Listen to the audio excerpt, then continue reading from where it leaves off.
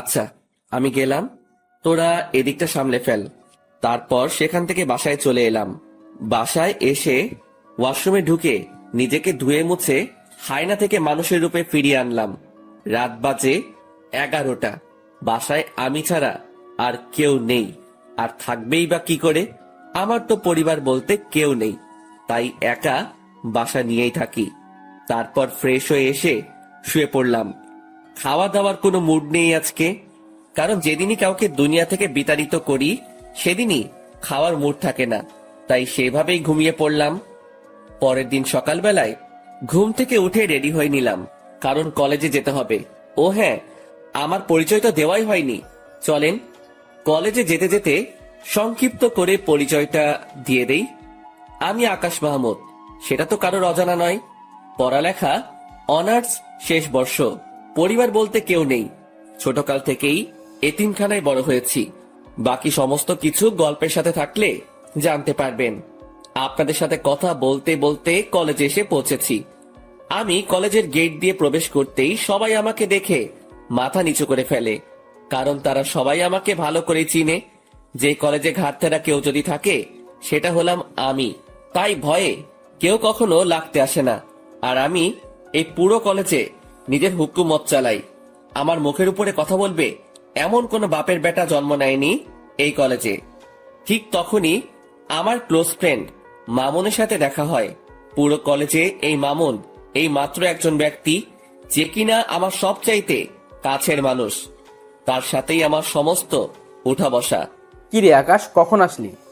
এই তো একটু আগে। তুই? আমি মাত্র এসেছি। আচ্ছা, সকালের মেডিসিন নিয়েছিস এখনো? আরে না রে, ঘর থেকে বের হয়ে সোজা কলেজ এসেছি। তুই নিয়েছিস নাকি মেডিসিন? আরে না, আমিও তোর মতন ঘর থেকে বের হয়ে সোজা কলেজেই এসেছি। আচ্ছা দাঁড়া, একজনকে দোকানে পাঠাচ্ছি। ঠিক তখনই পাশ দিয়ে একটা ছেলে হেঁটে যাচ্ছিল। এই এদিকে আয় তো।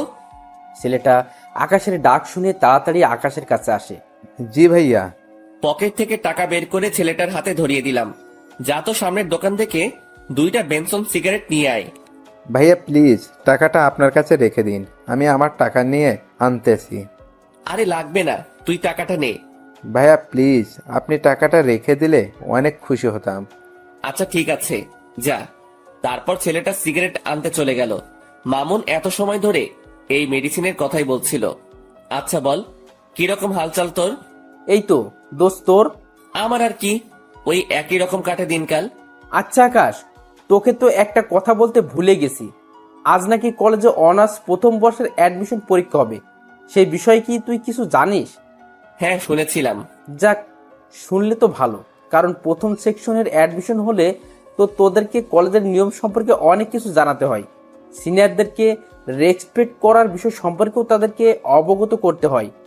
মামুন তুই মনে হয় এখনো সেই পুরনো দিনে পড়ে আছিস। শোন, তোকে একটা কথা বলি, কলেজে অ্যাডমিশন নিলেই বাকিদের মুখে আমাদের সম্পর্কে জেনে যাবে তারা। নিজেদের নাম ডাক ঢোল বাজিয়ে ওদেরকে জানানোর কোনো প্রয়োজন নেই। হ্যাঁ ঠিক বলেছিস। আসলে জিনিসটা আমার মাথায় ঘুরপাক খাচ্ছিল, কারণ গতবার নেতা মুজিবের ছোট ভাই এইসব নিয়ে কত ঝামেলাই না করলো। থাক, বাদ দে এখন ওসব কথা। ছোট ভাই সিগারেট নিয়ে এসেছে। এই যে ভাইয়া, আপনাদের সিগারেট। ধন্যবাদ ভাইয়া তোকে। আচ্ছা, কোনো সমস্যা হচ্ছে তোর কলেজে? ভাইয়া, একটা ছেলের সাথে একটা কথা নিয়ে বাড়াবাড়ি হয়েছে। সে আমাকে মারার হুমকি দিছিল। কোন ডিপার্টমেন্টের সে? আমাদের ডিপার্টমেন্টের। এখন সোজা গিয়ে ওরে বলবি আকাশ ভাই তোরে ডাকতেছে।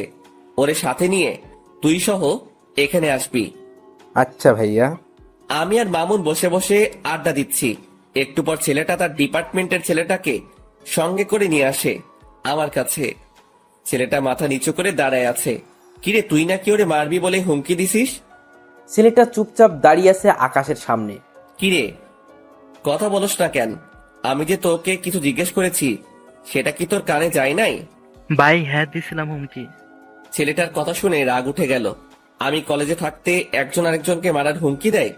রাগটা আর কন্ট্রোল করতে পারলাম না, ঠাস করে একটা থাপ্পড় বসাই দিলাম ছেলেটার গালে। আজকের পর ওইসব চিন্তা মাথা থেকে ঝেড়ে ফেল। এই ছেলে আমার ছোট ভাইয়ের মতন, ওরে মারা তো দূরের কথা, ওসব নিয়েও যদি ভাবিস তাহলে সোজা উপরের টিকিট কাইটটা হাতে ধরাই দিব। ভাই আমার ভুল হয়ে গিয়েছে, আজকের পর কোনোদিন ওর সাথে ভেজাল করব না। শুধু ওর সাথে কেন, কারোর সাথেই করব না। হয়েছে, যা এবার ক্লাসে যা। আর ভাইয়া শোন, এই ছেলে যদি নেক্সট টাইম কোনো ধরনের কোনো কিছু করে তাহলে সোজা আয়শা আমারে বলবি। শুধু সে না, পুরো কলেজের কেউ যদি তোর সাথে আয়শা কোনো সমস্যা করে আমারে জানাবি। আর নে এই টাকাটা, বলে ছেলেটার হাতে একটা 100 টাকার নোট গুজে দিলাম। তুই আরেকদিন সিগারেট খাওয়াস, কিন্তু আজ যদি তোরে টাকা না দেই সেটা এক ধরনের ঘুষ হয়ে যাবে। তাই টাকাটা দিয়ে দিলাম, যা এবার মন দিয়ে ক্লাস কর। আচ্ছা ভাইয়া। ছেলেটা চলে গেল। আমি আর মামুন আবার কথা বলায় ব্যস্ত হয়ে গেলাম। আজও ক্লাস করব না।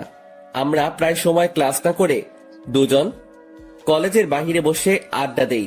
দুজন মিলে আড্ডা দিচ্ছিলাম, ঠিক তখনই কলেজের ফার্স্ট ইয়ার অ্যাডমিশনের জন্য মানুষ আসা শুরু হয়ে গেল। সবাই নিজের গার্ডিয়ান নিয়ে এসেছে। অ্যাডমিশনের লম্বা সিরিয়াল লেগে গেছে প্রিন্সিপালের রুমের বাহিরে। সবাই কিন্তু অনলাইনেই অ্যাপ্লাই করেছে, কিন্তু আজ আসার কারণ হলো প্রথম দিনের ফর্মালিটিস পূরণ করা। প্রিন্সিপালই আজকে সবাইকে দেখা করতে বলেছে। আমরা তাদের দিকে খেয়াল না করে নিজেদের মতন আড্ডা দিচ্ছি। আড্ডা দিতে দিতে হঠাৎই নজর পড়ল একটা মেয়ের দিকে, যে কিনা ধবধবে একটা সাদা জামা পরিধান করে গুটি গুটি পায়ে হেঁটে প্রিন্সিপালের রুমের সামনে গিয়ে দাঁড়ালো, যেখানে সবাই দাঁড়িয়ে অপেক্ষা করছে প্রিন্সিপালের সাথে দেখা করার জন্য। মেয়েটাকে দেখে আমার ধ্যান তার দিকে আটকে গিয়েছে। কিরে, এই মেয়েটাকে তো আগে কখনো কলেজে দেখিনি। নতুন বর্ষে হয়তো অ্যাডমিশন নিতে এসেছে সে, কিন্তু তার গার্ডিয়ান কোথায়? সবাই নিজের গার্ডিয়ান নিয়ে এসেছে, কিন্তু সে একাই কেন এলো? হাজারটা প্রশ্ন ঘুরপাক খাচ্ছে মেয়েটাকে নিয়ে। তখনই মামুন আমায় ধাক্কা দিল হাত দিয়ে। কিরে, কোন দুনিয়ায় হারিয়ে গেলি? দোস্ত, দেখ তো মেয়েটাকে। হ্যাঁ, সুন্দর আছে রে মামা। শুধু কি সুন্দর নাকি, আমার কাছে তো হুড়পড়ি লাগছে। এই এই ওয়েট, আকাশ, কিরে মামা, তুই এসব কি বলছিস? তোর মুখে তো আগে কোনদিন কোনো মেয়ের প্রশংসা করতে শুনিনি। কাহিনীটা কিরে? আরে সেসব কিছু না। আর তাছাড়া সুন্দর মানুষ তো সুন্দর বলে প্রশংসা করবে না তো কি করব? মামা, আমায় কাহিনী শিখাতেই শোনা। পানি আমিও গুলে খেতে পারি। দূর বেটা। আচ্ছা ছাড় এখন সব কথা। আচ্ছা, যা ছেড়ে দিলাম, কিন্তু একটা কথা না বললেই নয়, যে মেয়েটাকে কিন্তু তোর সাথে হেব্বি মানাবে। সত্যি বলছিস? হ্যাঁ। তাহলে ধরে নে এটাই তোর ভাবি। এই তো মামা, এতদিন পর লাইন এসেছিস। চল তো মেয়েটার কাছে। তারপর মামুনকে নিয়ে মেয়েটার কাছে চলে গেলাম। এই যে তুমি একা কেন? আর তোমার মা বাবা কই? আসলে আমি তো শহরে নতুন উঠেছি কাজিনের বাসায়। আমার মা বাবা তো এখানে থাকে না, তাই একাই এসেছি। আচ্ছা ঠিক আছে। এই মামুন, তুই ওকে সবার আগে স্যারের রুমে ঢোকার ব্যবস্থা কর। মামুন আকাশের কথা মতন সেই মেয়েটাকে সবার আগে স্যারের সাথে দেখা করতে পাঠিয়ে দিল। আর তারা দুজন এই বাহিরে দাঁড়িয়ে আছে, কিন্তু হঠাৎ এই প্রিন্সিপালের রুম থেকে চেঁচামেচির আওয়াজ কানে আসে। আর তার একটু পরে সেই মেয়েটা কান্না করতে করতে বেরিয়ে আসে। আকাশ মেয়েটাকে কান্না করতে দেখে অবাক হয়ে যায় আর বলে, এই মেয়ে, কান্না করছো কেন? আসলে স্যার আমায় ঝাড়ি দিয়ে বের করে দিয়েছে, মা বাবা নিয়ে না আসায়। কি? এই মামুন চল তো। এই মেয়ে, তুমি চলো আমার সাথে। কোনো কথা বলা ছাড়াই মেয়েটার হাত চেপে ধরে তাকে নিয়ে প্রিন্সিপাল স্যারের রুমে ঢুকে পড়লাম। প্রিন্সিপাল স্যার আমায় দেখে বলল, কি হয়েছে আকাশ, হঠাৎ এমন তেড়ে ফুড়ে আমার রুমে প্রবেশ করলে যে? স্যার, এই মেয়েটাকে ঝাড়ি কেন দিছেন আপনি? মেয়েটা তার মা বাবা নিয়ে আসেনি তাই? ওর সমস্ত কিছু ওকে করেন, ওর গার্জিয়ান আমি। আকাশ, কি সব বলছো তুমি? কি কথা একবার বললে কানে শুনতে পান না মনে হয়? না কানের পর্দা পরিষ্কার করার ব্যবস্থা করব? আকাশ, তুমি এমন বেয়াদবের মতো আচরণ কেন করছো? প্রিন্সিপালের কথাটা শুনে মেজাজ খারাপ হয়ে গেল। আর আমার একবার মেজাজ খারাপ বা রাগ উঠলে শরীর নিজের কন্ট্রোলের বাহিরে চলে যায়। হুট করে গিয়েই প্রিন্সিপালের কলার চেপে ধরলাম। এই বেটা স্যার, এই মেয়ের সমস্ত কিছু ওকে কর, না হয় তোকেই আমি ওকে করে দিব। মনে রাখবি, এই মেয়ে আমার কিছু লাগে। আকাশের কথা শুনে প্রিন্সিপাল স্যার ঘাবড়ে যায়। আর তার থেকে বড় কথা, আকাশের রাগ দেখে মেয়েটা আকাশের হাত ভয়ে পিছন থেকে চেপে ধরে। আচ্ছা আচ্ছা, করছি আমি। প্লিজ তুমি আমার কলারটা ছেড়ে দাও। ঠিক আছে, আজকের মতন বেঁচে গেলি। তবে হ্যাঁ, একটা কথা, মেয়েটার যাতে কোনো রকমের সমস্যা না হয় এই কলেজে। তাহলে কিন্তু বেয়াদবির লিমিট আমি পার করে দিব। না না, মেয়েটার কোনো সমস্যা হবে না কলেজে। মেয়েটাও আকাশকে ছেড়ে দেয়। হ্যাঁ চললাম আমি। আর এই মেয়ে, তোমার নামটা কি জানো? আমার নাম দিয়া। মাশাআল্লাহ, অনেক সুন্দর নাম। তোমার সমস্ত কিছু স্যার ওকে করে দিবে। তুমি কাজ শেষ করে একটু বাহিরে এসে দেখা করো আমার সাথে। আচ্ছা। আমি আর মামুন বাহিরে চলে আসলাম। তার একটু পরই মেয়েটা কাজ শেষ করে বাহিরে আসলো। তাকে ইশারা করে আমার কাছে আসতে বললাম। সে আমার কাছে আসতেই কেমন যেন একটা পাগল করা স্মেল নাকে ভেসে আসলো। সাথে সাথে মেয়েটাকে টান দিয়ে নিজের কাছে নিয়ে আসলাম আর হুট করে তার কপালে একটা চুমু এঁকে দিলাম। এই দৃশ্য দেখে মেয়েটা আর মামুন দুজনেই হা করে তাকিয়ে আছে আমার দিকে। আমি আর মামুন বাহিরে চলে আসলাম। তার একটু পরই মেয়েটা কাজ শেষ করে বাহিরে আসলো। তাকে ইশারা করে আমার কাছে আসতে বললাম। সে আমার কাছে আসতেই কেমন যেন একটা পাগল করা স্মেল নাকে ভেসে আসলো। সাথে সাথে মেয়েটাকে টান দিয়ে নিজের কাছে নিয়ে আসলাম আর হুট করে তার কপালে একটা চুমু এঁকে দিলাম। এই দৃশ্য দেখে মেয়েটা আর মামুন দুজনেই হা করে তাকিয়ে আছে আমার দিকে। লজ্জায় পড়ে গেলাম দুজনের সামনে। আরে আকাশ, টেনশন নিস না, আমি কিছুই দেখিনি। মামুনের কথা না হয় বাদ দিলাম, কিন্তু মেয়েটাকে কি বলবো এখন আমি? তাও কিছু তো একটা বলতে হবে। আসলে দিয়া সরি, আমি কোনো একটা মোহে পড়ে গিয়েছিলাম। দিয়া আকাশের কথার কোনো উত্তর না দিয়ে চুপচাপ দাঁড়িয়ে আছে। দিয়া তুমি কি রাগ করলে? না, রাগ করিনি। তাহলে ঠিক আছে, দেখে আমার পাশে বসো। দিয়া আমার কথা মতন আমার পাশে এসে বসলো। আমার ভিতরে কিছু একটা প্রবল গতিতে দৌড়াদৌড়ি করছে, কিন্তু কি সেটা বুঝে উঠতে পারছি না। তবে ভিতরে যত কিছুই হোক না কেন, উপরে আমি পুরোপুরি ফিট। আচ্ছা দিয়া, তোমার বাসা কোথায়? আমার বাসা গ্রামে। আমি পড়াশোনার জন্য আমার এক আত্মীয়ের বাসায় উঠেছি। ও যাক, ভালোই।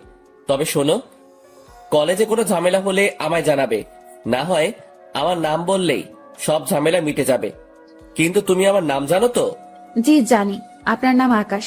প্রিন্সিপাল স্যার তখন আপনার নাম বলায় জেনেছি। হ্যাঁ, আমার নাম আকাশ। আচ্ছা স্যার কবে থেকে কলেজে আসতে বলেছে? আগামীকাল থেকে। ঠিক আছে, সময় মতো চলে এসো।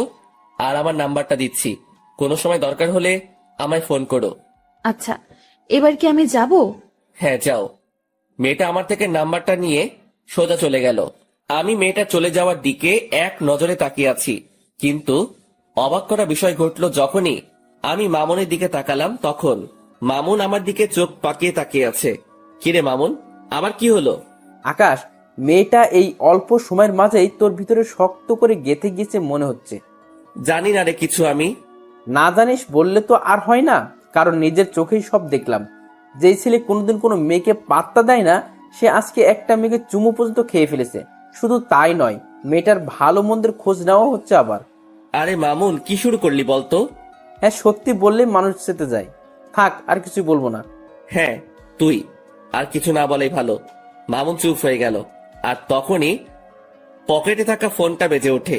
ফোনটা হাতে নিয়ে দেখি ছোট ভাই আরাফাতের ফোন।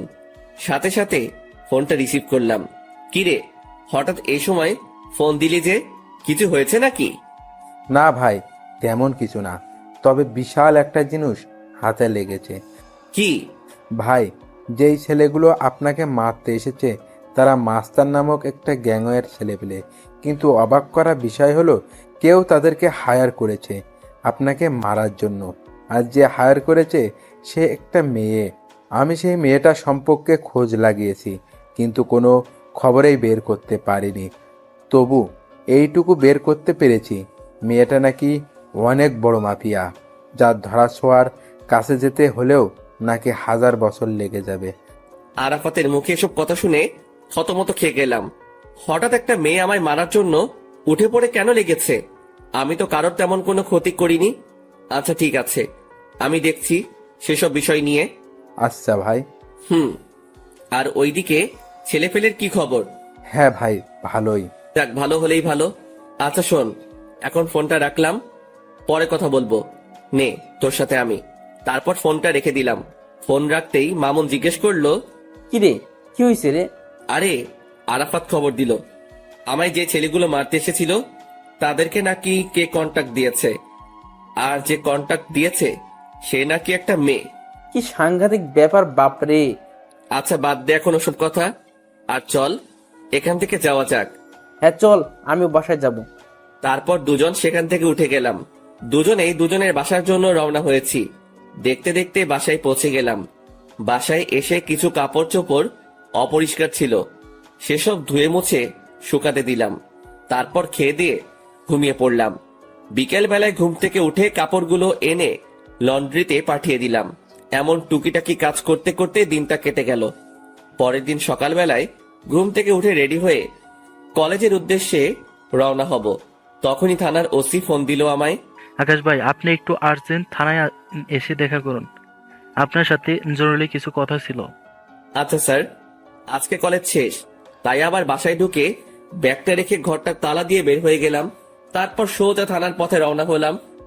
হঠাৎই মাথায় এলো দিয়া আজ কলেজে আসবে, আর আজকেই তার প্রথম দিন। তাড়াতাড়ি মামুনকে ফোন দিলাম। হ্যাঁ দোস্ত বল। আজ হয়তো কলেজে আসা হবে না, তুই একটু দিয়াকে দেখে শুনে রাখিস, কারণ আজকে তার প্রথম দিন, তার যাতে কোনো ধরনের কোনো সমস্যা না হয়। আচ্ছা তুই সেসব নিয়ে চিন্তা করিস না, আমি কলেজের সামনেই আছি, আমি সবটা দেখছি। মামুনের সাথে কথা বলে আকাশ ফোন রেখে দেয়। আকাশ থানার উদ্দেশ্যে রওনা হয়, আর এদিকে মামুন দিয়ার জন্য অপেক্ষা করছে। দিয়া আসতেই মামুন তাকে কলেজের ভিতর দিয়ে আসে আর সবাইকে কড়াভাবে বলে দেয় যে দিয়াকে যেন কেউ কোনো ধরনের বিরক্ত না করে, কারণ সে আকাশের কলিজা। মামুনের মুখে এমন কথা শুনে সবাই অবাক হয়ে যায়, কারণ তারা কেউ মামুনকে চিনেই না। তখন মামুন আবার বলে, কথাটা একবার বলেছি, এই একবারে যেন সবার কানে ঢোকে, না হয় পরের বার শোনার জন্য কেউ আর সেই অবস্থা থাকবে না। মামুনের কথায় সবাই বিষয়টাকে নিজের ভিতরে ফিট করে নেয় যে এই মেয়েকে কোনো রকম প্যারা দিলে জীবন হারাতে হবে, কারণ যেই ছেলে পুরো ক্লাসের সামনে এমন উঁচু গলায় কথা বলতে পারে সে মানুষও খুন করতে পারবে। অন্যদিকে মামুন তাদের বলে ক্লাস থেকে বের হয়ে যায়। দেখতে দেখতে সময় পার হয়ে যায়। আকাশ থানার ওসির সাথে এখনো বসে বসে কি যেন জরুরি কথা বলছে। ঠিক তখনই দিয়ার নাম্বার থেকে আকাশের কাছে ফোন আসে। সে দিয়ার ফোন থেকে চমকে ওঠে। কি রে, হঠাৎ কি কারণে দিয়া ফোন দিল? না, ফোনটা রিসিভ করি। ফোনটা রিসিভ করতে অপর পাশ থেকে দিয়ার কান্নার আওয়াজ ভেসে আসলো। ফোনের অপর পাশ থেকে দিয়ার কান্নার আওয়াজ শুনে কলিজাটা মোচড় দিয়ে ওঠে। এই দিয়া, কি হয়েছে? আপনি কোথায়? তাড়াতাড়ি কলেজে আসেন, আমার আপনাকে প্রয়োজন। আচ্ছা আসছি, কিন্তু কি হয়েছে সেটা তো বলবে। ব্রেকের সময় আমি কলেজ থেকে একটু বের হয়েছিলাম, তখনই হুট করে কোথা থেকে যেন একটা ছেলে আসে আর আমার সাথে অসভ্যতামি শুরু করে। শুধু তাই নয়, সেখানে একটা ছেলে আমার ওড়নায় টান দিয়ে ধরে বলে আমার শরীর নাকি তার চাই। দিয়ার মুখে এই সমস্ত কথা শুনে পায়ের রক্ত মাথায় উঠে যায়। সাথে সাথে ওসির সামনে থেকে উঠে হাঁটা দিলাম। আকাশ ভাই, কোথায় যাচ্ছেন আপনি? স্যার, আমার একটা জরুরি কাজ পড়ে গেছে, আমি আপনার সাথে পরে কথা বলবো এই বিষয়ে। সাথে সাথে ওসি স্যারের সেখান থেকে বের হয়ে জলদি কলেজের উদ্দেশ্যে রওনা হলাম। আর যেতে যেতে মামুনকে ফোন দিলাম। হ্যালো মামুন। আরে আকাশ, আমি এখনই তোকে ফোন দিতাম। দিয়াকে নাকি কিছু ছেলে উত্ত্যক্ত করছে কলেজের বাইরে। তো তুই কোথায় ছিলি? আরে তুই তো জানিসই, এই যে তুই কলেজে না থাকলে আমার ভালো লাগে না, তাই আমি দিয়াকে তার ক্লাসে ঢুকে দিয়ে সবাইকে তার বিষয়ে বলে দিয়েছি। পরে আমি কলেজ থেকে বের হয়ে যাই, আর কলেজ থেকে বের হওয়ার আগে একটা ছোট ভাইকে বলেও দিয়েছে এসেছিলাম যাতে করে দিয়ার কোনো সমস্যা না হয়, আর সেই আমাকে ফোন দিয়ে সেই সব ছেলের কথা বললো। আচ্ছা, তুই যেখানে আছিস না কেন তাড়াতাড়ি কলেজে আয়, আমিও আসছি। তারপর ফোনটা রেখে দিয়ে সোজা কলেজে পৌঁছাতে দেখি মামুনও গাড়ি থেকে নামছে মাত্র। তাড়াতাড়ি গাড়ি থেকে নেমে মামুনকে নিয়ে কলেজের ভিতরে চলে গেলাম। ঠিক তখনই মামুনের ঠিক করা সেই ছোট্ট ভাইটা এসে বলল, ভাইয়া, ছেলেগুলো নাকি আপুর সাথে অনেক অসভ্যতম করেছে। তুই চিনিস সেই ছেলেগুলোকে? আসলে ভাইয়া, আমি তখন সেখানে ছিলাম না, তাই তাদেরকে দেখিনি। আচ্ছা, দিয়া কোথায়? ওই যে ভাইয়া, দিয়া আপু প্রিন্সিপালের রুমে বসে কান্না করছে। আমি এবং প্রিন্সিপাল স্যার অনেকবার আপুকে জিজ্ঞাসা করেছি ছেলেগুলোর ব্যাপারে, কিন্তু আপু কোনো কিছু বলছে না, শুধু বসে বসে কান্না করছেন। মাথার রক্ত পুরো টকবক করছে। তাড়াতাড়ি প্রিন্সিপাল স্যারের রুমে চলে গেলাম। সেখানে গিয়ে দেখি দিয়া বসে বসে কান্না করছে। সে আমাকে দেখতে পেয়ে দৌড়ে এসে আমায় জড়িয়ে ধরে ফুপিয়ে কান্না করে দিল। এই দিয়া, প্লিজ শান্ত হও, আমি এসে গেছি। তুমি কি ওই ছেলেগুলোকে চিনো? দিয়া ফুপাতে ফুপাতে আকাশকে বলে, না, আমি চিনি না। আচ্ছা, শুধু এইটুকু বলো যে ছেলেগুলো তোমার সাথে অমনটা করে কোন দিকে গিয়েছে? তারা আমার সাথে অসভ্যতামি করে কলেজের ভেতরেই ঢুকেছে। দিয়ার কথা শুনে বুঝতে বাকি রইলো না যে ছেলেগুলো আমার কলেজের এই ছেলে পেলে। দিয়া, তুমি তাদেরকে দেখলে চিনতে পারবে তো? হ্যাঁ। এই মামুন, কলেজের গেটটা আটকে দিয়ে আয়। আর দিয়া, তুমি আমার সাথে চলো। দিয়াকে সাথে নিয়ে প্রতিটা ক্লাসের ছেলে পেলেকে দেখাতে লাগলাম। পুরো কলেজের ক্লাস করা বন্ধ হয়ে গিয়েছে আমার জন্য। দিয়াকে সাথে নিয়ে সমস্ত সেকশন ঘুরতে লাগলাম। ঘুরতে ঘুরতে অনার্স দ্বিতীয় বর্ষের কক্ষে ঢুকতে দিয়া আমাকে আঙুল দিয়ে দেখিয়ে দিল ওই যে ছেলে পেলেগুলো। নিজেকে আর কন্ট্রোল করতে পারলাম না, সাথে সাথে গিয়ে সব কয়টা ছেলে পেলেকে কলার ধরে ক্লাসরুমের বাহিরে নিয়ে আসলাম। মামুন দুইটাকে ধরে নিয়ে এসেছে। আমি নিচ থেকে আসার সময় কাঠের একটা টুকরো নিয়ে উঠেছিলাম হাতে করে, সেটা দিয়ে এলোপাতাড়ি মারতে শুরু করলাম সব কয়টা ছেলেকে। সারা কলেজ পুরো থমকে গিয়েছে আমার মাইক দেখে। মারতে মারতে ছেলেগুলোকে আধমরা করে ফেলেছি। সব কয়টার হাত মুখ ফেটে রক্ত পড়ছে, কিন্তু আমার রাগ যেন কোনোভাবে থামছে না। আমি মেরেই চলেছি ছেলেগুলোকে, আর অন্যদিকে ছেলেগুলো সারের মতন চেঁচাচ্ছে আর মাপ চাচ্ছে। ভাই, আমাদের ভুল হয়ে গিয়েছিল। তোদের ভুলের গুষ্টি মারি বলে ধ্রাম করে এক বাড়ি দিয়ে একটাকে বেহুশ বানিয়ে ফেললাম। আর ঠিক সেই সময় কলেজের স্যাররা এসে পিছন থেকে আমায় ঝাপটে জড়িয়ে ধরলো আর বলতে লাগলো, আকাশ, প্লিজ তুমি ছেড়ে দাও ছেলেগুলোকে। কে শুনে কার কথা? আমার কলিজায় তারা আঘাত করেছে, তাদেরকে তো আজকে আমি ছাড়ছি না। আমার মায়ের রেশ এখনো মিটেনি, কিন্তু স্যাররা আমায় পেঁচিয়ে ধরায় আমি আর মারতে পারছি না। তাই এক ঝাটকা দিয়ে স্যারদের থেকে নিজেকে ছাড়িয়ে নিলাম, তারপর আবার মারতে শুরু করলাম। সবাই আমার রাগ দেখে ভয় কাতর হয়ে আছে। স্যাররাও আমায় আটকাতে না পেরে ভয়ে আমার থেকে দূরে সরে যায়। আর ঠিক সেই সময় দিয়া এসে সবার সামনে আমাকে জড়িয়ে ধরে, আর আমি সাথে সাথে শান্ত হয়ে যাই। স্যাররা সবাই দিয়ার কাণ্ড দেখে অবাক হয়ে তাকিয়ে আছে দিয়ার দিকে, যে কে এই মেয়ে, যে আকাশকে কিনা আমরা অনেকেই মিলে থামাতে পারলাম না, আর সেখানে এই মেয়েটাকে ধরা মাত্রই সে সমস্ত রাগ মাটিতে ফেলে দিল। কেউ যেন কিছু বুঝে উঠতে পারছে না, সবাই অবাক দৃষ্টিতে দিয়ার দিকে তাকিয়ে আছে। তখনই দিয়া বলে ওঠে, এই আকাশ, আপনি প্লিজ শান্ত হন আর ওদেরকে ছেড়ে দিন, না হয়তো মরে যাবে ওরা। আচ্ছা ঠিক আছে, যাও, ছেড়ে দিলাম। কিন্তু সবাইকে একটা জিনিস জানানোর আছে। সবাইকে আজকে একটা কথা ক্লিয়ারলি বলে দিচ্ছি, আজকের পর যদি দিয়ার দিকে কেউ যদি আঙুল তুলে তাকিয়েছিস, তাহলে তার অবস্থা কিন্তু খুব ভয়াবহ হবে। আর স্যার, আপনারা এই জানোয়ারগুলোকে কি করবেন করেন। আকাশ, দেখো ছেলেগুলো যা করছে অনেক জঘন্য কাজ করেছে, তাই তাদেরকে আমরা কলেজ থেকে বের করে দিব। আর তুমি দয়া করে নিজের রাগকে একটু দমানোর ট্রাই করো। হ্যাঁ মানছি, তোমার অনেক নাম ডাক আছে, আর তুমি কলেজের জন্য অনেক বড় একটা ভূমিকা পালন করো। তুমি না থাকলে হয়তো আমাদের কলেজের দাঙ্গা ফাসাদ সেগুলো লেগেই থাকতো। শুধু তাই নয়, অন্যান্য কলেজের ছেলেপেলেরাও আগে এসে এই কলেজের ছেলেদের সাথে ঝামেলা করতো, কিন্তু তুমি আসার পর তা আর হয় না। তবে একটা জিনিস তোমার মাথায় রাখতে হবে, যে এই কলেজের শিক্ষক যারা আছেন তারা তোমার গুরুজন, তাই সেই বিষয়টা একটু খেয়াল রাখিও। জি স্যার, সেটা খেয়াল রাখবো। তবে একটা জিনিসই আমার মাথায় কাজ করে না, যে এই ছেলেগুলো আমাদের কলেজের ছেলে হয়েও তারা এই কলেজের স্টুডেন্টের সাথে অসভ্যতামো করে। শুধু অসভ্যতা বললে ভুল হবে, তারা নোংরামি করে। কত বড় বুকের পাটা তাদের। আকাশ, এই বাজে আচরণের জন্যই আমরা তাদেরকে বের করে দিব। জি স্যার, ফয়সালা আপনাদের। আর আমি দুঃখিত স্যার, কলেজের পরিবেশটাকে খারাপ করার জন্য। আপনারা প্লিজ আবার ক্লাস নেওয়া শুরু করেন, আর স্টুডেন্ট ভাইরা সবাই যে যার ক্লাসে চলে যান। আমার কথা শুনে সবাই সবার মতন ক্লাসে চলে গেল, কিন্তু দিয়া আমার সাথে দাঁড়িয়ে আছে।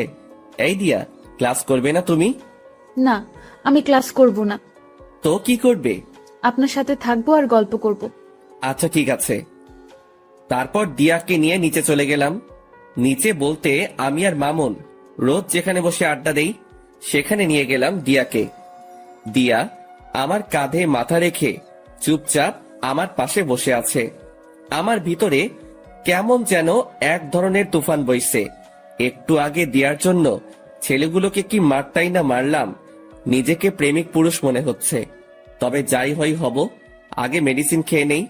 মামুন, সিগারেট দে তো, থাকলে একটা। এখন সিগারেট খাবি তুই? হ্যাঁ, কোনো সমস্যা? না, এই নে সিগারেট, আর আমি একটু আসছি। মামুন পকেট থেকে সিগারেট বের করে দিয়ে কোথায় জানি গেল, আর আমি সেটা হাতে নিয়ে জ্বালিয়ে টানতে শুরু করলাম।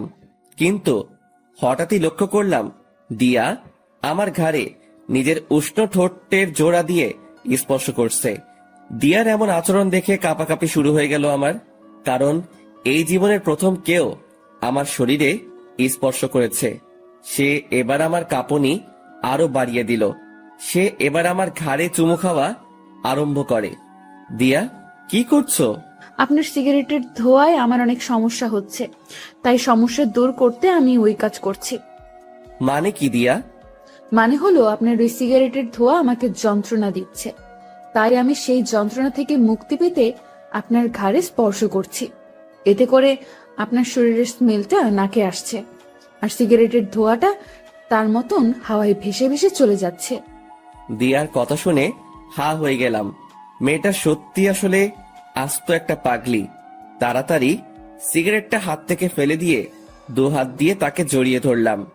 সেও আমায় জড়িয়ে ধরেছে নিজের হাত দুটো দিয়ে। তারপর তাকে জড়িয়ে ধরে তার ঠোঁট জোড়াগুলো নিজের করে নিলাম। তৎক্ষণাৎ মনে পড়ল আমি কলেজের গণ্ডিতে দাঁড়িয়ে আছি। সাথে সাথে দিয়াকে ছেড়ে দিলাম। আর ঠিক সেই সময় মামুন আমাদের দিকেই আসে। কিরে, কোথায় গিয়েছিলি? আরে, বাইরে গিয়েছিলাম একটু। আচ্ছা শোন না, নতুন যারা অ্যাডমিশন নিয়েছে সেখান থেকে একটা মেয়েকে আমার বেশ ভালো লেগেছে রে। এই যে দেখ, দূর থেকে মেয়েটার একটা ছবিও তুলে এনেছি। কই দেখি, দেখা। মামুন ফোনটা এগিয়ে দিয়ে সেই মেয়েটাকে দেখাচ্ছে। বাহ, মাশাআল্লাহ, সুন্দর তো মেয়েটা। দোস্ত, এখন কি করবো বলতো? কি করবি আর? ভালো লাগলে প্রপোজ করবি। কি বলছিস এসব? তো কি করবি তুই? তোর কি অন্য কোনো প্ল্যান আছে নাকি? আরে না না, দূর। তাহলে যেটা বলেছি সেটাই কর। আর তবে আগে একটু ভালো করে দেখে শুনে নে, পরে গিয়ে প্রপোজ করিস। আর দরকার হয় দিয়া তোকে সাহায্য করবে এই বিষয়ে। আমাকে তো দেখালেন না মেয়েটাকে, তাহলে কিভাবে সাহায্য করব? আচ্ছা নাও দেখো তুমি। মামুন ফোনটা এগিয়ে দিয়ে মেয়েটার পিকটা দিয়াকে দেখালো। সে মেয়েটাকে দেখে থতমত খেয়ে যায়, আর আকাশ জিনিসটা লক্ষ্য করে। কি হয়েছে দিয়া? না না, কিছু না। তো মুখের বুলি বন্ধ হয়ে গেল কেন? কই মুখের বলি বন্ধ হয়েছে আমার তো দিব্যি কথা বলছি। আচ্ছা, তাহলে বলো মেয়েটা কেমন দেখতে, আর মামুনের সাথে মানাবে কিনা? মোটামুটি সুন্দরী, আর মামুন ভাইয়ের সাথে মানাবে বলতে রংঠং দেখে তো মনে হচ্ছে মানাবে, কিন্তু পরে কি হয় কে জানে। পরে কি হবে মানে বুঝলাম না। আরে আমি বলতে চেয়েছি যে মেয়েটার কোনো রিলেশন আছে কিনা সেসব নিয়ে জেনে শুনে এগোতে। ও হ্যাঁ, মামুন তুই সেসব বিষয় জেনে এগোবি। আচ্ছা আচ্ছা চল এবার উঠা যাক। আর দিয়া, এবার বাসার দিকে যাওয়া দরকার। হ্যাঁ, আমিও চলে যাব। ঠিক আছে চলো, তোমায় গাড়িতে উঠিয়ে দিয়ে আসছি। তারপর দিয়াকে গাড়িতে উঠিয়ে দিয়ে আমি বাসায় চলে আসলাম। মামুনও চলে গেল। আমি গাড়ি থেকে নামতেই দেখি বাসার সামনে কয়েকজন ছেলে পেলে দাঁড়িয়ে আছে। ছেলেগুলোকে দেখে মনের মধ্যে একটা বাড়ি খেলো।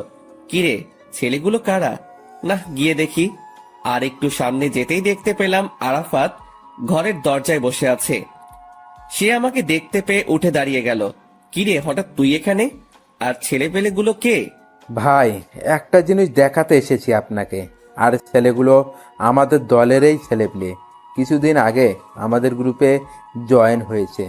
ও আচ্ছা, কি দেখাবি দেখি, দেখা। আরাফাত পকেট থেকে ফোন বের করে আকাশের হাতে দিয়ে বলে, ভাই, ছবিটা দেখেন।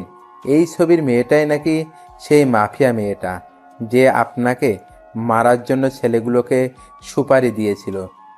আরাফাতের হাত থেকে ফোনটা নিয়ে ছবিটার দিকে তাকাতেই বড় সড়ো একটা শক খেলাম।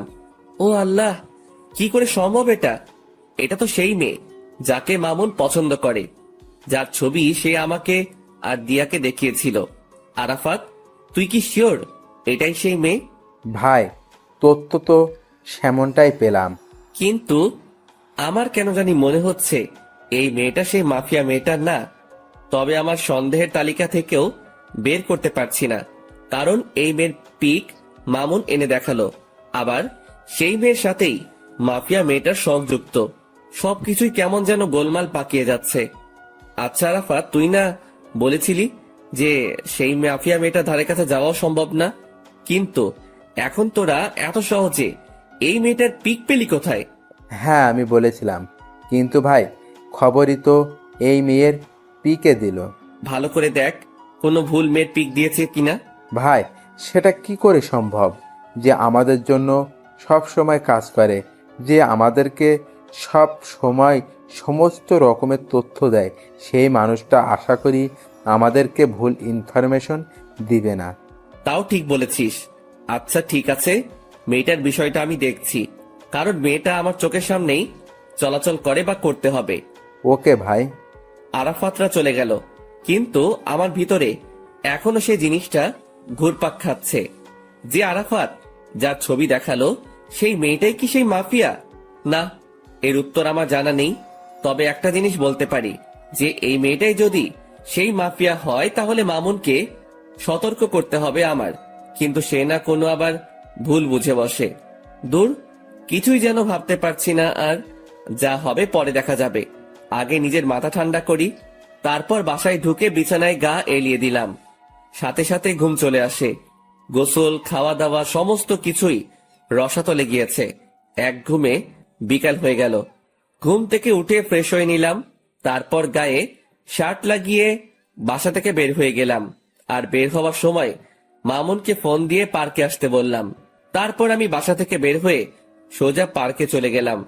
সেখানে গিয়ে দেখি মামুন আগে থেকেই হাজির। কি রে, তুই কখন এলি? আরে একটু আগেই আসলাম। আচ্ছা মামুন, তোর যে মেয়েটাকে ভালো লেগেছে তার সম্পর্কে কিছু জানিস কি?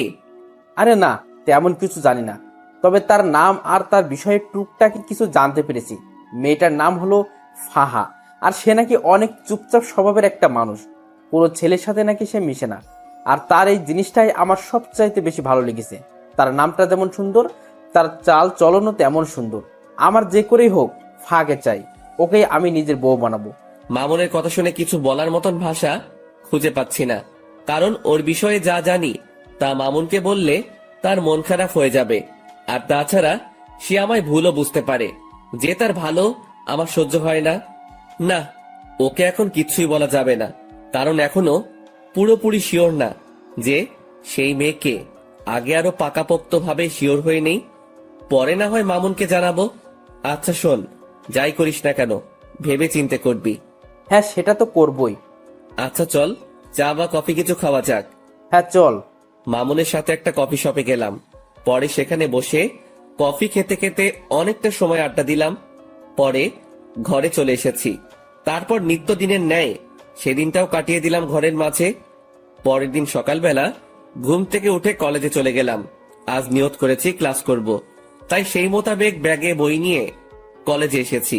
ঠিক তখনই মামুনের দেখানো সেই মেয়েটা আমার চোখের সামনে দিয়ে হেঁটে তার ক্লাসরুমে চলে গেল। আমি তার দিকে বাঁকা চোখে তাকিয়ে আছি, দেখছি কোন রকম কিছু চোখে পড়ে কিনা, কিন্তু কিছুই পড়ল না। তবে একটা জিনিস নোটিশে করেছি, মেয়েটা কেমন যেন স্বাভাবিক না। মানুষ হাঁটাচলা করলে আশেপাশে একটু হলেও দেখে, কিন্তু তার নজর ছিল একদম মাটির দিকে। মেয়েটাকে নিয়ে মনের ভিতরে একটা কৌতূহল জাগলো, তাকে নিয়েই ভাবছিলাম। ঠিক তখনই দিয়া এসে আমাকে হাতের আঙ্গুল দিয়ে খোঁচা দেয়। এই যে মশাই, কি করছেন? আর এত গভীর মনোযোগ দিয়ে কি ভাবছিলেন? আরে না, তেমন কিছু না, এমনি দাঁড়িয়ে আছি। আচ্ছা তুমি কখন এলে? এই তো এক্ষুনি। আপনি? আমি একটু আগে এসেছি। আচ্ছা শোনো, তোমায় একটা দায়িত্ব দিলে সেটা পালন করতে পারবে? কি দায়িত্ব? তুমি মামুনের পছন্দ করা মেয়েটার দিকে নজর রাখো তো, যে সে কি করে বা তার আচার আচরণ কেমন। হঠাৎ ওই মেয়েকে নিয়ে আপনার চিন্তার মাত্রা বাড়লো কেন শুনি? আরে মামুন আসলে মেয়েটাকে অনেক ভালোবেসে ফেলেছে, তাই তার বিষয়ে একটু ভালো মন্দ জানার জন্য তোমায় বললাম আর কি। কারণ আমি চাই না আমার বন্ধু কোনো খারাপ মেয়ের সাথে রিলেশনে যাক। আরে সে তো খারাপ না। মানে তার বিষয়ে তুমি কি করে জানলে? আসলে হয়েছে যে মেয়েটার চলাচল দেখে খারাপ মনে হয়নি, সেটা বলতে চেয়েছিলাম। দিয়ার কথা শুনে কেমন যেন একটা খটকা লাগলো। আচ্ছা তাও খবর নাও, আর এখন গিয়ে সোজা ক্লাসে মন দিবে। আর একটা কথা, আমি যেন কখনো তোমায় কোনো ছেলের সাথে হাসি ঠাট্টা করে কথা বলতে না দেখি। বারে, হাসি ঠাট্টা করলে কি হবে? কারণ তুই খালি আমার সাথে হাসি ঠাট্টা করবি। কেন? আমি আপনার সাথে কেন হাসি ঠাট্টা করতে যাব? কারণ তুই আমার। ইস, আমায় কি নিজের নামে রেজিস্ট্রি করে রেখেছেন নাকি? মেয়েটার কথা শুনে মেজাজটা খারাপ হওয়ার উপক্রম হচ্ছে। হ্যাঁ, তোকে আমি নিজের নামে রেজিস্ট্রি করে নিয়েছি, আর এখনো করব বলে এক টান দিয়ে দিয়াকে নিজের বাহুডরে নিয়ে নিলাম। তারপর তার সমস্ত মুখমণ্ডলে চুমু খেতে লাগলাম। চুমু খেতে খেতে তার ঠোঁটে এসে আটকিয়েছি। হঠাৎই সে আমার থেকে নিজেকে ছাড়িয়ে নিল। আই, পাগল হয়ে গেছেন আপনি? মানুষের সামনে এমন আচরণ কেউ করে? আমি করি, কারণ তুই খালি আমার। আচ্ছা ঠিক আছে, আমি না হয় আপনার, কিন্তু মানুষজন দেখলে কি ভাববে বলুন তো? কে কি ভাববে সেসব নিয়ে আমার কোনো মাথা ব্যথা নাই। আমার মাথা ব্যথা হচ্ছে তোমাকে নিয়ে। তুমি কোনো ঝামেলা না করলেই হয়। আচ্ছা হয়েছে, এবার পাগলামো বন্ধ করুন। আর আমি কোনো ঝামেলা টামেলাতে নেই, আর ঝামেলা করতে চাইলেও তো করতে পারবো না, কারণ আপনি আমায় আস্ত গিলে খেয়ে ফেলবেন। শুধু গিলে খাবো না, সেদিন একদম জোর করে তোকে নিজের করে নিব। দুনিয়ার মহলে আর আসতে দিব না। বাপ রে বাপ, কি সিরিয়াস টাইপ মানুষ আপনি। হ্যাঁ, আমি অনেক সিরিয়াস। আচ্ছা, এবার ক্লাসে যাও। অনেকটা সময় নষ্ট হয়েছে কথা বলে। তোমার ক্লাসও হয়তো শুরু হয়ে গিয়েছে। ঠিক আছে, যাচ্ছি। দিয়া ক্লাসে চলে গেল, আর অন্যদিকে আমি আমার মতন ক্লাসে চলে এলাম। সবাই আমাকে ক্লাসে দেখে চুপচাপ হয়ে গেল। আমার ক্লাসের স্যার এখনো আসেনি। আমি স্বাভাবিকভাবে একটা টেবিলের উপরে বসে পড়লাম। তার কিছু সময় পর মামুন আসলো। সে এসে আমার পাশে বসলো। দুজন একটু কথা বলে স্যারের জন্য অপেক্ষা করছি। কিছুক্ষণ পর অপেক্ষার প্রহর কাটলো। স্যার ক্লাসে আসলো, এসে ক্লাস নিতে শুরু করলো। আজ অনেক কয়টা ক্লাস করেছি, আর মাত্র 1 ঘন্টা বাকি। এই মামুন, আজকের মতো ক্লাস এখানেই শেষ রে। আজকে আর ক্লাস করব না। আচ্ছা চল, আমিও বেরিয়ে যাব। শেষ ঘন্টা না করে মামুনের সাথে বেরিয়ে গেলাম। ক্লাস থেকে বের হয়ে মামুনকে বললাম, মামুন চল তো, দিয়ার ক্লাস থেকে ঘুরে আসি। হ্যাঁ চল, এই সুযোগে আমি ফাঁকে দেখতে পারবো। মামুনকে নিয়ে দিয়ার ক্লাসে চলে গেলাম। দিয়া আমাকে দেখতেই ক্লাস না করে সকলের সামনে ব্যাগ হাতে নিয়ে চলে গেল। এই দিয়া ক্লাস করবে না? না, আমি আর ক্লাস করব না। এই মেয়ে, আর 1 ঘন্টা আছে খালি ক্লাস শেষ হতে। ক্লাসটা শেষ করে বের হও একদম। দিয়া হঠাৎ করেই সকলের সামনে চেঁচিয়ে ওঠে। এই যে আমি বলেছি না যে আমি আর ক্লাস করব না। এই দিয়া, এতটা হাইপার হচ্ছ কেন তুমি? কারণ আমার এখন আর ক্লাস করতে ইচ্ছে করছে না, কিন্তু আপনি আমাকে ক্লাস করতে জোর করছেন, তাই হাইপার হয়েছি। তো কি করবে এখন? কি করব আর, আপনার সাথে বসে বসে ভালো কিছু মুহূর্ত কাটাবো। দিয়ার কথা শুনে ভিতরে লাড্ডু ফুটেছে মতন অবস্থা। আচ্ছা ঠিক আছে, দিয়াকে নিয়ে আমাদের বসার অবস্থানে চলে এলাম। মামুনও আমাদের সাথে এসেছে। দোস্ত, মেয়েটাকে দেখতে পেলি? না রে, তাকে তো ক্লাসের কোথাও দেখিনি। কারণ সে আপনারা আসার 1 ঘন্টা আগে ক্লাস থেকে বেরিয়ে গিয়েছি। ও আচ্ছা, কিন্তু কোথায় গিয়েছে? কে জানে কোথায় গিয়েছে, হয়তো বাসায় যাবে গেলে, না হয়তো কলেজেই থাকবে। কিন্তু তাকে তো আমরা কলেজের বাইরে দেখতে পাইনি। তাহলে হয়তো বাসায় চলে গিয়েছে। হ্যাঁ, সেটাই হবে হয়তো। মামুন ফাহাকে দেখতে না পেয়ে মন খারাপ করে ফেলে। আরে মামুন, তুই মন খারাপ করিস না। ভালোবাসার মানুষ কখনো এত সহজে ধরা দেয় না।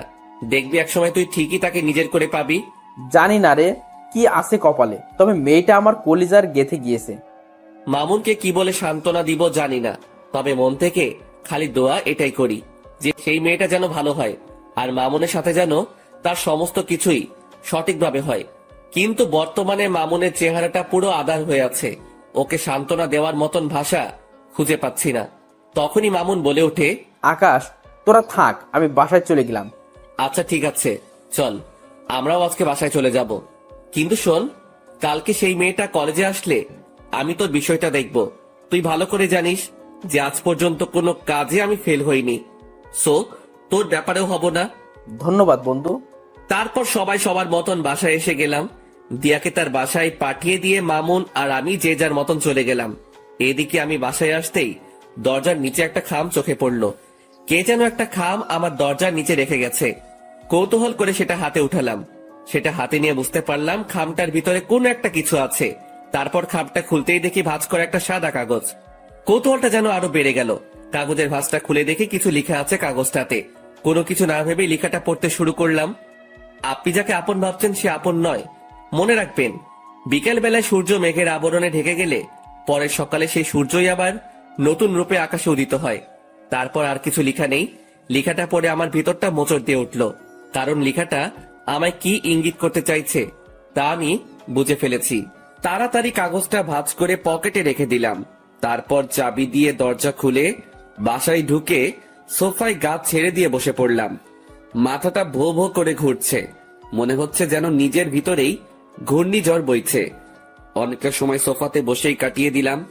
দেওয়াল ঘড়িটার দিকে নজর পড়তেই দেখি ঘড়ির কাঁটা 2টা ছাড়িয়ে গেছে। তাড়াতাড়ি সোফা ছেড়ে উঠে ফ্রেশ হতে চলে গেলাম। কিছুক্ষণ পর ফ্রেশ হয়ে ওয়াশরুম থেকে ফিরে আসলাম। তারপর খাবার খেতে খেতে মাথায় আসলো আরাফাতের কথা। যেই ভাবা সেই কাজ। তাড়াতাড়ি খাওয়া দাওয়া সেরে আরাফাতকে ফোন লাগিয়েছি। হ্যাঁ ভাই, বলেন। শোনো, আমার কেন জানি মনে হচ্ছে মাফিয়া মেয়েটা আমার খুব নিকটে। তুই সেই মেয়েটা সম্পর্কে একটু ভালো করে জাস্টিফাই কর। আচ্ছা ভাই। তারপর ফোনটা রেখে দিলাম। কিন্তু আমার মনের ভিতরে বাড়ি খাচ্ছে অন্য কিছু নিয়ে। আমার মনে হয় না যে সেই ফাহা মেয়েটাই মাফিয়া। ধুর, এসব নিয়ে আর ভাবতে পারছি না। মাথায় আর চাপ না নিয়ে ঘুমিয়ে পড়লাম। বিকেল বেলায় মামুনের ফোন পেয়ে ঘুমটা ভেঙে গেল। কিরে মামুন, হঠাৎ ফোন দিলি যে? তোর সাথে একটু জরুরি কথা ছিল। তুই এখন কোথায় আছিস?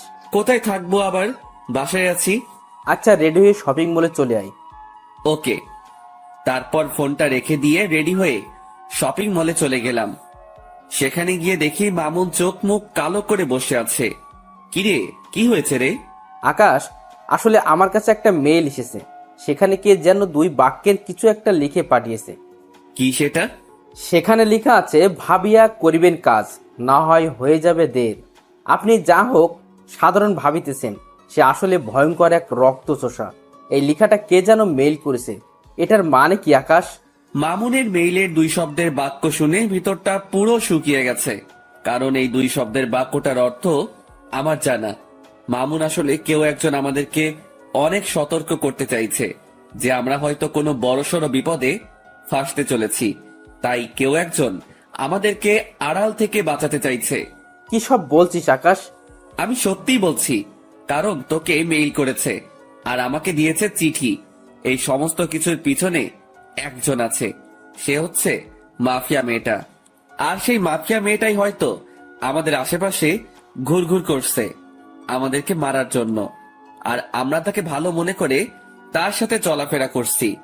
তাই কেউ একজন আমাদেরকে সতর্ক করতে চাইছে। আকাশ, সব কিছুই যেন আমার মাথার উপর দিয়ে যাচ্ছে। আচ্ছা, তুই এসব নিয়ে টেনশন করিস না। তুই শুধু ফাহার বিষয়টা নিয়ে ভাব, বাকি সমস্ত কিছু আমি সামলে নিব। আরে, ওই মাফিয়া মেয়ের মতন কত শত মেয়ে আসছে আর গেছে, কোনো দিন কেউ কোনো ক্ষতি করতে পারেনি, আর পারবেও না। সো খামোখা টেনশন না করাই ভালো। আর যদি কিছু হয় সেটা সময় দেখা যাবে। আকাশ, তাও টেনশন হচ্ছে রে। একদিকে ফাঁকে নিয়ে টেনশন, অন্যদিকে সেই মাফিয়া মেয়েটা। আরে বেটা, কিসের এত টেনশন তোর? হ্যাঁ, আচ্ছা, যা বাদ দিলাম সমস্ত কিছু। এবার কি অর্ডার করব বল? যা খুশি কর। আচ্ছা। মামুন তার নিজের মতন খাবার অর্ডার করলো। তারপর দুজন মিলে খেয়ে দিয়ে অনেকটা সময় আড্ডা দিলাম। রাত বাজে 8টা। তারপর সেখান থেকে দুজনের মতন চলে এলাম। আমি বাসায় পৌঁছাতেই আরাফাত ফোন দিল। ভাই, অনেক বড় একটা জিনিস বের করেছি। কি? ভাই, যার ছবি দেখিয়েছি সে মাফিয়া মেয়েটা না। কেউ যেন বুঝে আমাদেরকে গোমরা করার জন্য সে মেয়ের পিক দিয়েছে। এখানে মাফিয়া মেয়েটা অন্য কেউ। ইন্নালিল্লাহ, যেটা ভেবেছিলাম সেটাই হয়েছে। আচ্ছা ঠিক আছে, তোরা মাফিয়া মেয়েটার খোঁজ লাগানো চালু রাখ, আর আমি আমার মতন কাজ চালিয়ে যাচ্ছি। আচ্ছা ভাই। তারপর ফোনটা রেখে দিলাম। পরের দিন সকালবেলায় ঘুম থেকে উঠে কলেজে চলে গেলাম। কলেজে গিয়ে দেখি দিয়া কলেজের বাহিরে দাঁড়িয়ে আছে। দিয়া, বাহিরে দাঁড়িয়ে আছো কেন? আপনার জন্যই অপেক্ষা করছিলাম। ও তাই? হুম। আচ্ছা চলো ভিতরে চলো। দিয়াকে নিয়ে কলেজের ভিতরে ঢুকে আমাদের সেই বসার প্লেসটাতে বসে পড়লাম। দিয়াকে আজ কেন জানি খুশি খুশি লাগছে, কিন্তু আমার ভিতরে সেই মেয়েটাকে নিয়ে জটলা পেকে আছে। এই যে, আপনার চোখ মুখ কালো কেন? আরে না, এমনিতেই। আমার তো মনে হয় না যে এমনিতেই। আমার তো মনে হচ্ছে যে কিছু একটা হয়েছে। আরে না বললাম তো। আচ্ছা ঠিক আছে, না হলে নাই। এবার দেখি আমাকে জড়িয়ে ধরে বসুন। হঠাৎ এমন পাগলামো করেন মানে? পাগলামো কোথায় করছি? হ্যাঁ, আমি আমার প্রিয় মানুষটাকে জড়িয়ে ধরতে চেয়েছি, এটাতে পাগলামো কোথায়? দিয়ার কথা শুনে মুখে তালা লেগে গেল। মেয়েটার মনেও হয়তো আমার জন্য জায়গা হয়ে গিয়েছে, কিন্তু সে স্থির নেই। সে নিজেই আমাকে জড়িয়ে ধরে কাঁধে মাথা রাখলো। ঠিক তখনই দেখি ফাহা নামক মেয়েটা আসছে, আর তার পিছনে পিছনে মামুন। দিয়া, আমায় ছাড়ো তো একটু, আমি ফাহার সাথে একটু কথা বলবো মামুনকে নিয়ে। দিয়া আমার কথা শুনে আমায় ছেড়ে দিল। আমি সেখান থেকে উঠে ফাহার কাছে চলে গেলাম। এই যে ফাহা, তোমার সাথে আমার কিছু কথা আছে। ভাইয়া, আমি জানি আপনি আমায় কি বলবেন, কিন্তু বিশ্বাস করুন আমার মনের অবস্থা ভালো নেই। কিছু একটা নিয়ে অনেক ঝামেলায় আছি। যদি কিছু মনে না করেন তাহলে কথাটা কালকে বললে হয় না? ফাহার কথা শুনে থতমত খেয়ে গেলাম। আমি কি বলতে চাইছি সেটা সে জানলো কি করে? মাথায় তো কিছুই খেলছে না। তাও নিজেকে স্বাভাবিক রেখে বললাম, আচ্ছা ঠিক আছে, কালকে বলবো। ধন্যবাদ ভাইয়া। মেয়েটা তারপর চলে গেল, আর তখনই মামুন এসে হাজির। দোস্ত, কি বলবো রে? তেমন কিছুই বলেনি, আর বলবেই বা কি করে? কারণ আমি তোর কথা তো তাকে বলিনি, কারণ তার নাকি আজ মন খারাপ, তাই সে কালকে শুনবে বলেছে আমার কথা। ও আল্লাহ জানে কি রিয়াকশন আছে ওর। মামুন, তুই নিশ্চিন্ত থাক। আর একটা জিনিস আমি লক্ষ্য করেছি, সে কিন্তু তোর বিষয়ে অলরেডি খবর পেয়ে গিয়েছে, কারণ তার হাবভাব দেখে সেটা আমি বুঝে নিয়েছি। সেটা কি করে জানলো? কি করে জেনেছে সেটা আমি জানি না, তবে সে যে জেনেছে সেটা আমি শিওর। আকাশ, এখন কি হবে আল্লাহ জানে। কি হবে আর? সে তোর বউ হবে। আকাশ, তুই ঠাট্টা করিস এখনো? ঠাট্টা না, সত্যি বললাম। সত্যি হলে তো ভালোই। আচ্ছা চল এবার ক্লাসে যাওয়া যাক। তারপর সবাই সেখান থেকে উঠে যে যার মতন ক্লাসে চলে গেলাম। আজও প্রায় অনেক কয়টা ক্লাস করেছি, তবে শেষের ঘন্টাটা করিনি। শেষের ঘন্টা না করে আমি আর মামুন কলেজের বাহিরে একটা খালি জায়গা আছে, সেখানে দাঁড়িয়ে দাঁড়িয়ে সিগারেট খাচ্ছি। হঠাৎই দেখি সেদিন কলেজের যে ছেলেগুলোকে আমি মেরেছিলাম দিয়ার জন্য, সেই ছেলেগুলো আরো সাথে অনেক ছেলে পেলে মিলে আমার দিকেই এগিয়ে আসছে, সবার হাতেই লাঠি ছোটা। ছেলেগুলোকে দেখে আমি মামুনকে বললাম, মামুন তাড়াতাড়ি জায়গা ত্যাগ কর এখান থেকে। কিন্তু কেন? কারণ এখানে একটা বড়সড় ঝামেলা হবে, তুই তাড়াতাড়ি জায়গা ত্যাগ কর, আমি এদিকটা দেখছি। না, আমি তোরে ছেড়ে কোথাও যাচ্ছি না, যা হবে দেখা যাবে। তুই আসলে একটা ঘাওড়া মামুন। হ্যাঁ, যা বলার বলতে পারিস। আমি মামুনকে আর কিছু না বলে তাড়াতাড়ি আরাফাতকে মেসেজ করে বলে দিলাম। অন্যদিকে ছেলেপেলে গুলো আস্তে আস্তে আমার কাছে চলে আসলো। তারা এসেই আমার আর মামুনের উপরে প্রহার করতে শুরু করে। অনেক কয়জন ছেলে পেলে তাদের, আর এদিকে আমি আর মাত্র মামুন। কিন্তু আমরাও কম না, আমরাও প্রতিহাত করতে শুরু করলাম। ঠিক সেই সময় হঠাৎ করেই ফায়ারিং এর আওয়াজ কানে আসলো। সাথে সাথে সবাই স্টপ হয়ে গেলাম। চোখ পাকিয়ে চারপাশটা দেখতে লাগলাম। চোখের সামনে কিছুই দেখতে পেলাম না, কিন্তু যেই না পিছনে ফিরেছি তখনই দেখি প্রায় শতাধিক ছেলে পেলে আমার পিছনে দাঁড়িয়ে আছে, সবার হাতে ভয়ঙ্কর ভয়ঙ্কর অস্ত্র। আমি তাদেরকে দেখে থতমত খেয়ে গেলাম, কারণ এত ছেলে পেলে তো আমার না, আর আমার হলেও আরাফাতকে তো দেখতে পাচ্ছি না। ঠিক সেই সময় তাদের ভিতর থেকে দিয়া আর ফাহা নামক মেয়েটা সামনে বেরিয়ে আসে। এই দৃশ্য দেখে পায়ের নিচ থেকে যেন মাটি সরে গিয়েছে আমার। কে এই দিয়া আর ফাহা? থ হয়ে সেই জায়গাটাতেই দাঁড়িয়ে আছি। অন্যদিকে দিয়া হাতে হকি স্টিক নিয়ে আমার দিকে এগিয়ে আসছে। দিয়ার কর্মকাণ্ড দেখে ভিতরটা যেন মরুভূমির মতন শুকিয়ে গেছে। দিয়া আকাশের দিকে এগিয়ে যাচ্ছে হাতে হকি স্টিক নিয়ে। দিয়ার কাণ্ড দেখে আকাশের 12টা অলরেডি বেজে গিয়েছে, কিন্তু তবুও সে নিজেকে স্ট্রং রাখার ট্রাই করেছে। দিয়া হকি স্টিক হাতে নিয়ে আকাশের শরীরে দ্রাম করে এক বাড়ি বসিয়ে দেয়, আর আকাশ সাথে সাথে চোখ অফ করে ফেলে। কিন্তু দিয়া বাড়িটা আকাশকে না মেরে মাটিতে মারে। আকাশ চোখ খুলতেই দেখে সে ঠিকঠাকভাবে দাঁড়িয়ে আছে, আর দিয়া তার সামনে দাঁড়িয়ে মিটমিট করে হাসছে। কিরে পাগল, ভয় পেয়েছো বুঝি? আকাশের মুখ দিয়ে কোনো কথাই বের হচ্ছে না, সে রোবটের মতন দাঁড়িয়ে আছে। আই পাগল, ভয় পাওয়ার কিছুই নেই। আমি তোমায় মারবো না, আমি মারবো তাদেরকে যারা তোমায় মারতে এসেছে। তারপর দিয়া সেই লাঠিটা নিয়ে সেই ছেলেগুলোকে উড়োধুড়ো মারতে শুরু করে। ছেলেপেলেগুলোকে দিয়ার এত বিশাল দলবল দেখে প্রতিঘাত করার মতন দুঃসাহসও করতে পারছে না। দিয়া সব কয়টা ছেলেকে মারতে মারতে তাদের অবস্থা 12টা বাজিয়ে দেয়। সব কয়টা ছেলে রক্তাক্ত অবস্থায় মাটিতে পড়ে আছে। দিয়া আজ যেন কোনো হিংস্র পশুর রূপ নিয়েছে। আর অন্যদিকে সবাই দেয়ার দিকে চোখ বড় বড় করে তাকিয়ে আছে, বিশেষ করে আকাশ, যে কিনা আগের দিয়ার সাথে এখনের দিয়াকে কোনোভাবেই মিলাতে পারছে না। সে শান্তশিষ্ট একটা মেয়ে হিসেবে কে দিয়াকে চিনত, আর সেই দিয়াই কিনা ভয়ঙ্কর রূপ নিয়ে সামনে চলে এলো। দিয়ার এমন রূপ দেখে তার মনের ভিতর খালি একটা জিনিস এই বাড়ি খাচ্ছে, যে এই দিয়া কে। আর ঠিক সেই সময় এই দিয়া ছেলেগুলোকে মেরে রক্তাক্ত অবস্থায় সে আকাশের সামনে দাঁড়ায়। অপরদিকে ঠিক একই সময়ে আকাশের ছেলেপিলে চলে আসে। তারপর ছেলেপিলেকে দেখে আকাশের বুকে একটু সাহস আসে, যদিও সে একা লড়াই করতে ভয় পায় না। কিন্তু এখানে তো লড়াই না, সে কারোর ভয়ঙ্কর রূপ দেখেছে। আকাশের নীরবতা দেখে দিয়া বলে ওঠে, কি হলো, এতটা ঘাবড়ে আছো কেন? দিয়া, কে তুমি? জানতে চাও কে আমি? হ্যাঁ। আমি সেই মাফিয়া, যেই কিনা তোমায় মারার জন্য লোক পাঠিয়েছিলাম। দিয়ার মুখে এমন কথা শুনে আকাশ থতমত খেয়ে যায়। আর অন্যদিকে আকাশের ছেলেপিলেরাও ক্ষিপ্ত হয়ে যায় দিয়ার উপরে। দিয়ার মুখে এইসব কথা শুনে আরাফাত বলে ওঠে, ভাই, এদের সব কয়টা কাজ এখানেই মেরে দাফন করে দিব। আই ছেলে, এই ভুল ধারণা করতে যাস না। আমায় মারতে এসে উল্টো তোরাই মারা পড়বি। দিয়া, তাহলে আমার সাথে এভাবে ছলনা করার মানে কি? যদি আমাকে মারারই হতো তাহলে এভাবে ছলনা না করে আমায় মেরে ফেললেই পারতে। আই ছেলে, একদম চুপ। তোর ওই মুখে যেন আর একটা বাজে কথাও না শুনি। আর আমি এখন কি বলি সেটা মন দিয়ে শোন।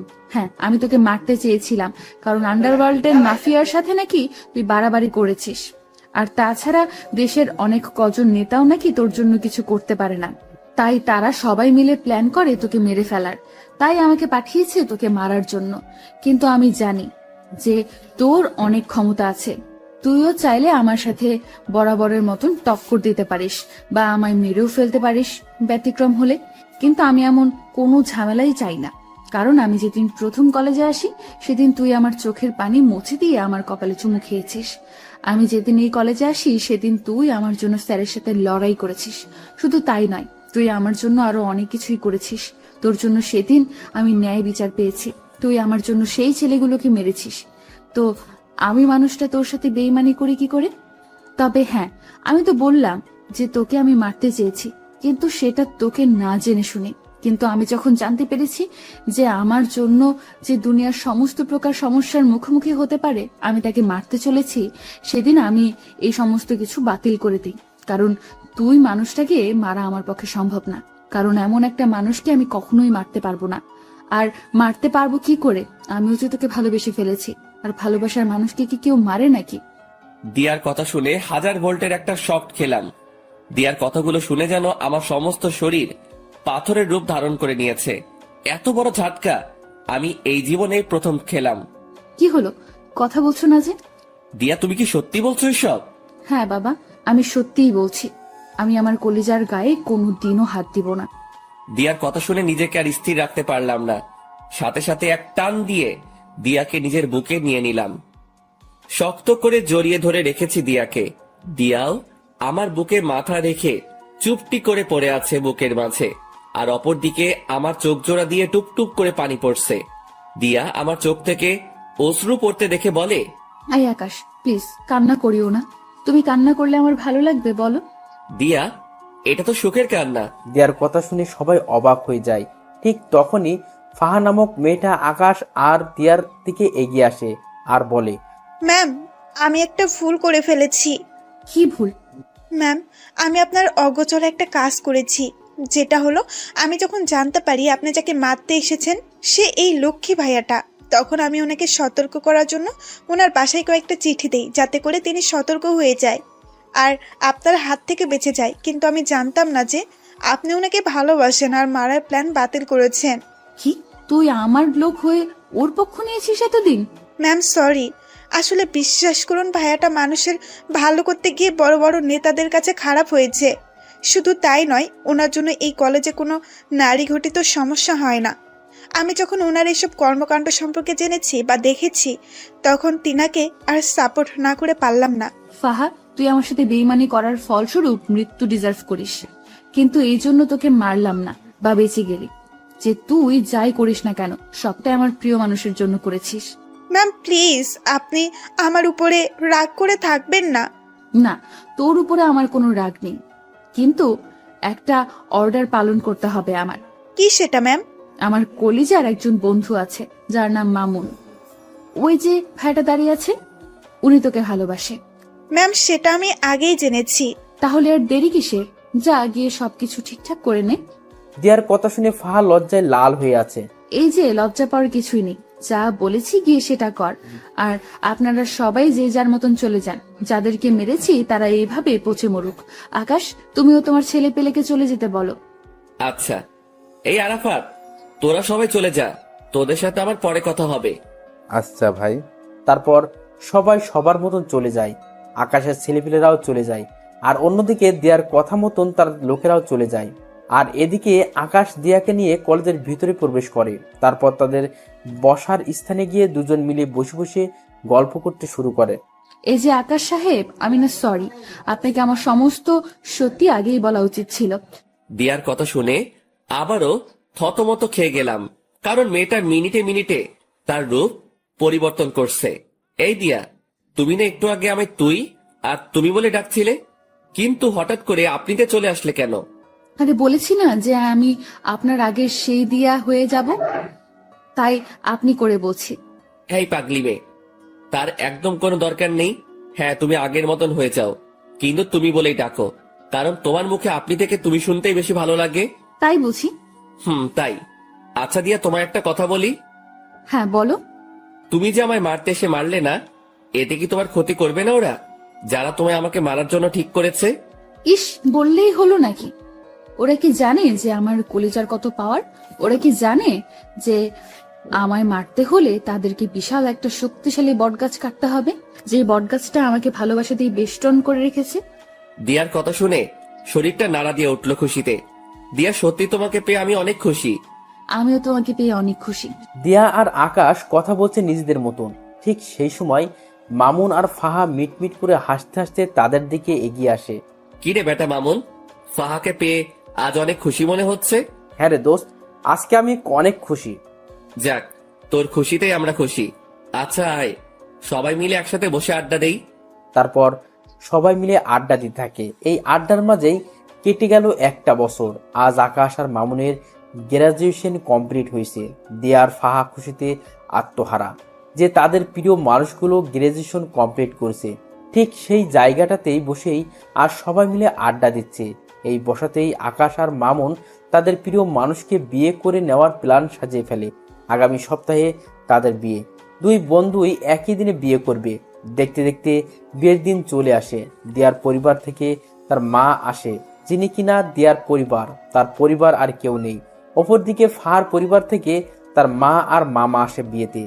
তার পরিবারও অনেক ছোট। মামার বিয়ে হয়ে গেছে, তিনি বউ নিয়ে আলাদা থাকেন। আর ফাহার আম্মু একাই থাকেন। আগে ফাহাও একসাথে থাকতো, কিন্তু তাদের পরিবারের অবস্থা খারাপ হওয়ায় ফাহা দিয়ার সাথে যোগ দেয়। আর দিয়াও পরিবারের চালাতে এই পন্থা অবলম্বন করে। দেখতে দেখতে দুই বন্ধুর বিয়ে হয়ে যায়। এদিকে বিয়ের সমস্ত কাজ সম্পূর্ণ হওয়ার পর আকাশ বাসর ঘরের সামনে দাঁড়িয়ে আছে। তারপর দরজা খুলে ভিতরে ঢুকে সে ভিতরে ঢুকে দেখতে পায় সারা বাড়ি অন্ধকার। সে দিয়াকে ডাক দেয়, কিন্তু দিয়া কোনো সারা শব্দ করে না। দিয়ার সারা শব্দ না পেয়ে হাতিয়ে হাতিয়ে সামনের দিকে এগিয়ে যায়। আর ঠিক তখনই কেউ একজন চাকু নিয়ে আকাশের পেটে ঢুকিয়ে দেয়। আকাশ সাথে সাথে চেঁচিয়ে ওঠে, আর সাথে সাথেই রুমের বাতি জ্বলে ওঠে। Happy birthday to you my dear কলিজা। অবাক হয়ে গেলাম রুমের অবস্থা দেখে, কারণ রুমটা পরিপূর্ণভাবে সাজানো, আর সামনে দিয়া, ফাহা, মামুন সবাই কেক নিয়ে দাঁড়িয়ে আছে। এই পাগল, ভয় পেয়েছো বুঝি? আমার পেটে কে যেন ছুরি ঢুকিয়ে দিয়েছে। আরে পাগল, ওটা খেলনা ছুরি ছিল। কি? বলে দিয়া, আর বাকি সবাই হেসে দেয়। দিয়া, তুমি আমার বার্থডে সম্পর্কে জানো কি করে? ও মা, এটা কি কথা?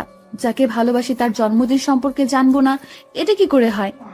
দিয়ার কথা শুনে খুশিতে আত্মহারা হয়ে গেলাম। এতটাই আত্মহারা হয়েছি যে দিয়াকে সবার সামনে জড়িয়ে ধরে কিস করে শুরু করলাম। আর তখনই মামুন বলে ওঠে, ভাই তুই থাম,